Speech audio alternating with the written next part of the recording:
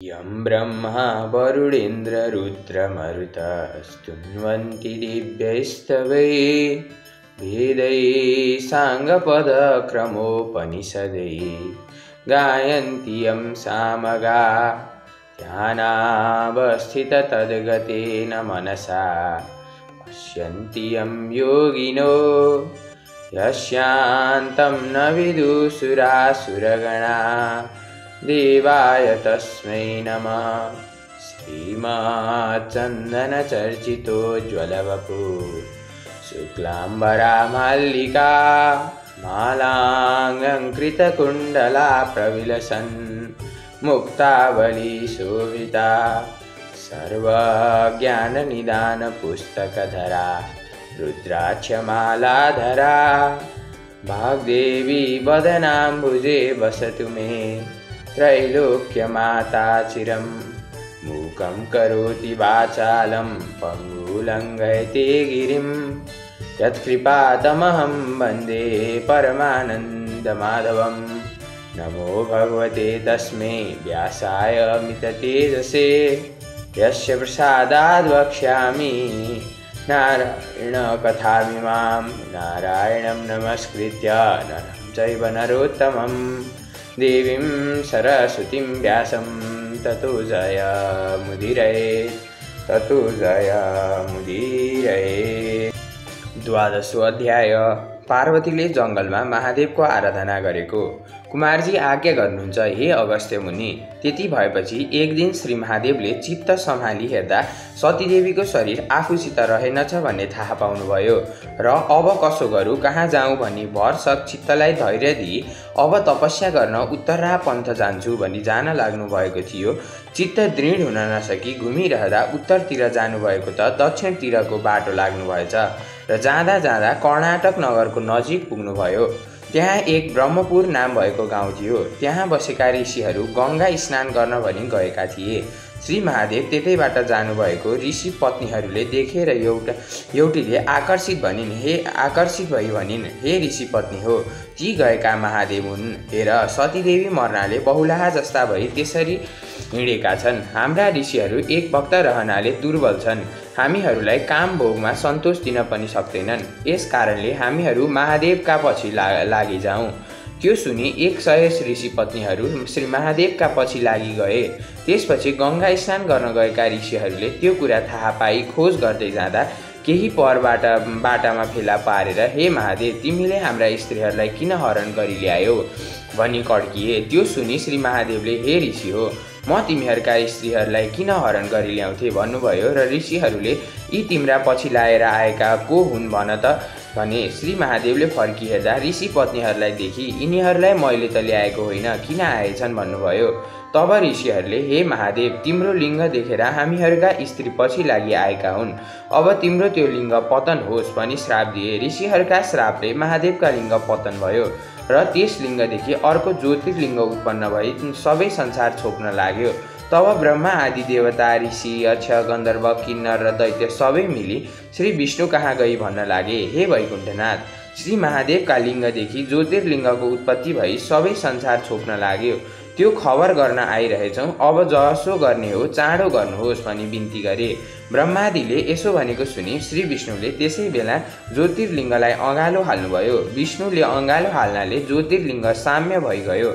त्योदेखि सम्पूर्ण देवता, यक्ष, गन्धर्व, किन्नर, दैत्य सबैले धन्य धन्य विष्णु भनी नाना थरीको स्तुति गरी आफ्ना आफ्ना आश्रममा गए। त्यसपछि ज्योतिर्लिङ्गदेखि प्रत्यक्ष भई श्री महादेवले ऋषिहरूका नजिक गई, हे ऋषि हो, बिना अपराध तिमीहरूले मलाई श्राप दियौ।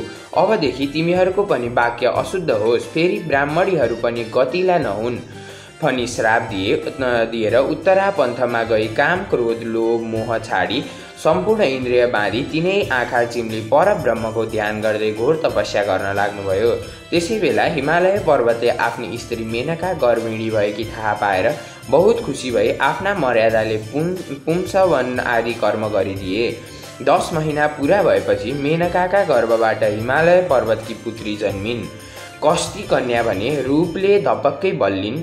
भन्ने जस्तै रातो वर्ण भएकी, जिउ सलक्क परेकी, कमल जस्ता आँखा, चन्द्रमा जस्तो उज्जवल मुख, यस्ती 32 लक्षण भएकी युक्त भएकी कन्या जन्मेकी देखेर हिमालय पर्वतले वशिष्ठ आदि ऋषि ज्योतिषीहरूलाई डाकी विधि साथ न्वारण गराए। वशिष्ठादि ऋषिहरूले पार्वती भन्ने नाम राखे।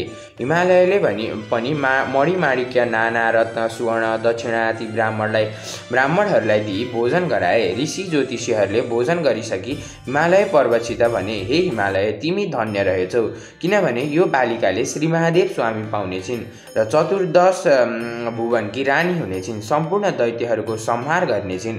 तिम्रो भाव भक्तिदेखि हामी पनि कृतार्थ भयौँ। अब आज्ञा पाए आफ्ना आश्रममा जाने थियौँ। यस्तो ऋषि ज्योतिषीहरूले भनेको सुनि हिमालय पर्वतले खुसी भई साष्टाङ्ग प्रणाम गरी पाल्नुहोस् भनी बिदा दिएर ऋषि ज्योतिषीहरूलाई आफ्ना आश्रममा पठाए। त्यस उपरान्त ती बालिका पनि शुक्ल पक्षका चन्द्रमा झैँ दिन बढी ठुली भइन्। खेल्दा पनि शिव पूजा गरी खेल्दथिन्, खाँदा पनि शिवलाई चढाई खान्थिन्। यसरी पार्वतीले बाल्य अवस्थादेखि सधैँ शिवको भक्तिमा चित्त लगाइन्। एक दिन नारद ऋषिले विष्णुसित गई हे वैकुण्ठनाथ, हिमालय पर्वतकी पुत्री तपाईँलाई योग्य छिन्। लक्ष्मी भन्दा पनि परम सुन्दरी 32 लक्षणले युक्त भएकी ती कन्यासँग तपाईँ विवाह गर्नुहोस्। नारदका यस्ता वचन सुनेर विष्णुले भने, हे नारद, हिमालयले ती कन्या मलाई दिन्छन् र भन्नुभयो र नारद ऋषिले त्यो धन्दा तपाईँलाई किन चाहियो, म गई अहिले ठेगान गरी आउँछु भनी हिमालय पर्वत कहाँ गए।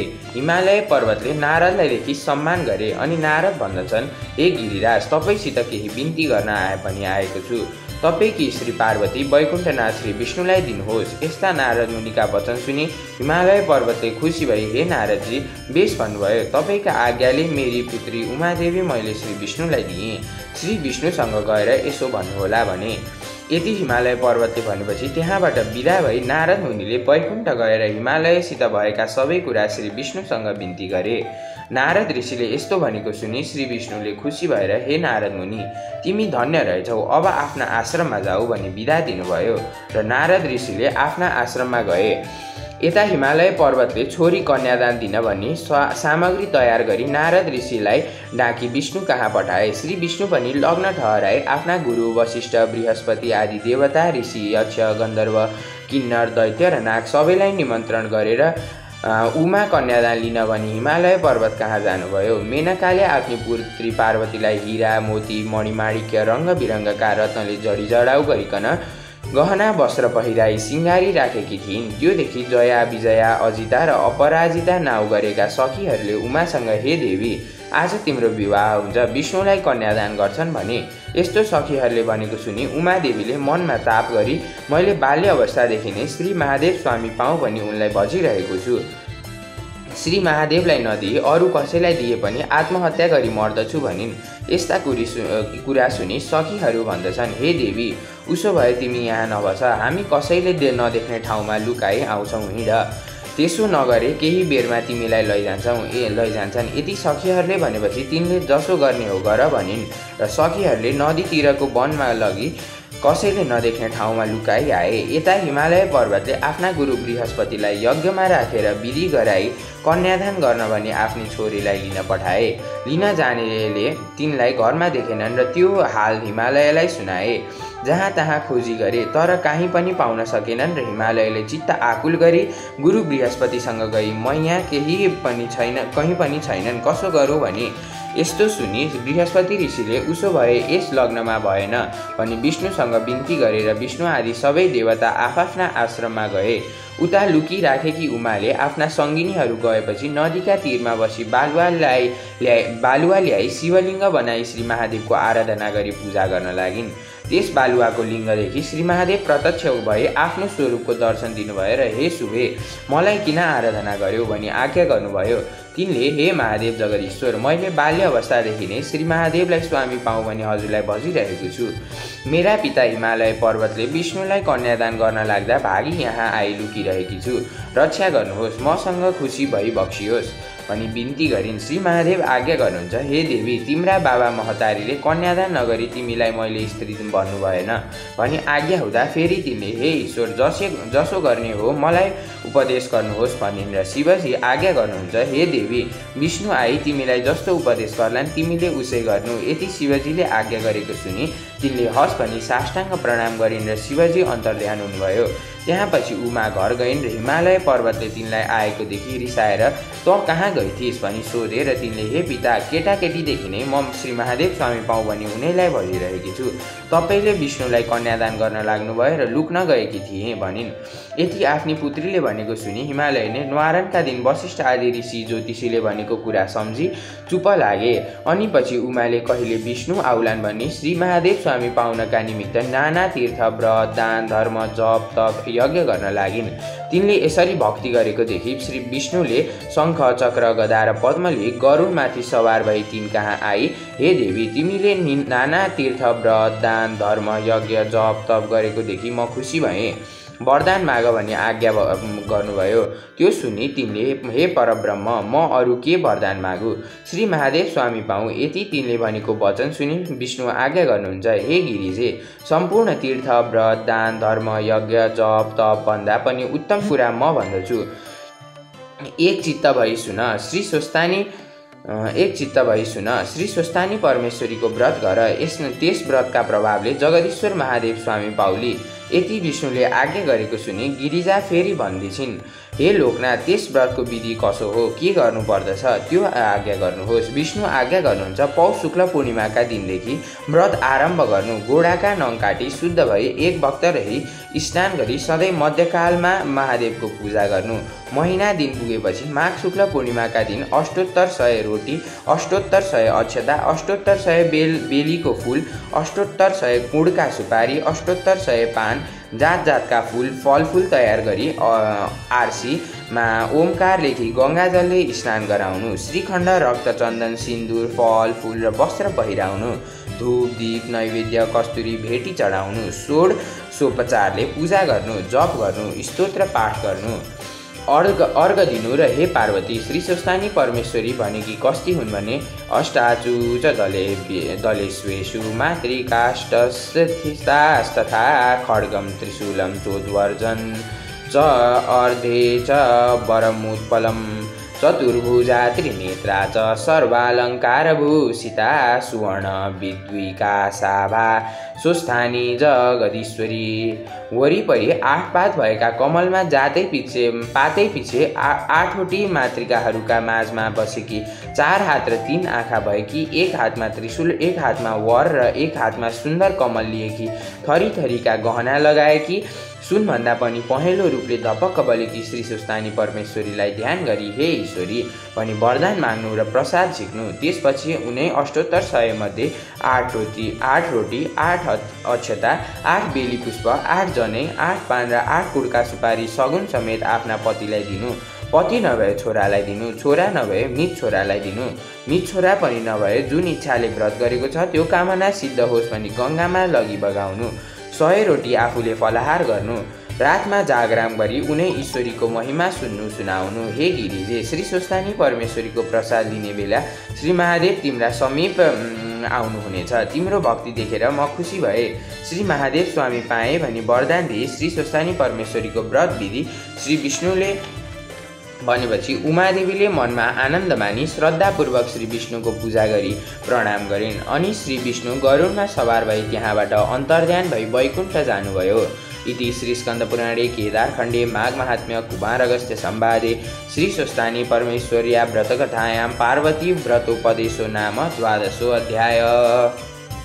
उपनयतु मङ्गलं व सकल जगन्मङ्गलालय श्रीमान् दिनकर किरण निबोधित नवनलिन वेक्षण कृष्णकाले वसतु पर्जन्य पृथिवी सस्यशालिनी देशोऽयं क्षोभरहितो ब्राह्मणा सन्तु निर्भया अपुत्रा पुत्रिणः सन्तु पौत्रिणः सन्तु पौत्रिणः निर्धना सदना सन्तु जीवन्तु शरदां शतम् तत्रैव गंगा यमुना च तत्र गोदावरी सिन्धु सरस्वती च तीर्थानि सर्वाणि वसन्ति तत्र यत्राच्युतो द्वारकथा प्रसंग या कुन्देन्दुतुषारहार धवला या शुभ्रवस्त्राविता या वीणावरदण्डमण्डितकरा या श्वेतपद्मासना या ब्रह्माच्युतशङ्कर प्रभृतिभैर्देवैः सदा वन्दिता सामान् पातु सरस्वती भगवती निशेषजाड्यापः कायेन वाचा मनसेन्द्रियर्वा बुद्ध्यात्मना वा प्रकृतिस्वभावतात् करोमि अद्य सकले परस्मै नारायणायेति समर्पयेत्। श्री स्वस्तानि परमेश्वर्यै नमो नमः।